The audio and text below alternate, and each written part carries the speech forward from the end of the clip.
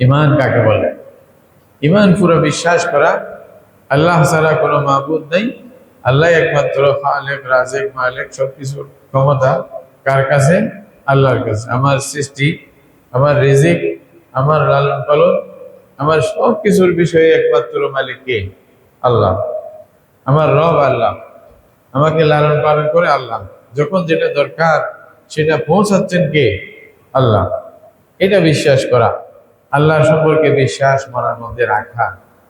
মনে রাখবেন, জানার নাম কোনো ইমান নয়।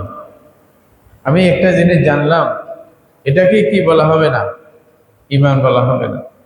ইসলাম সুন্দর, ইসলাম খুব ভালো, ইসলামের মানে কথাগুলি বড় মজার কথা, সুন্দর কথা, সমাজ সুন্দরভাবে ব্যবস্থা আছে, এগুলা জানলাম ভালো করে, ইসলামের বিষয়ে আমি পিএইচডি নিলাম, এটা আমার ইমানের পরিচয় হবে না, আমি ইমানদার বলা যাবে না।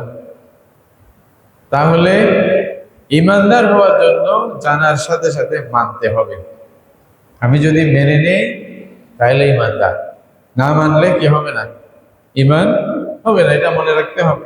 رمضان زمان البركات، رمضان زمان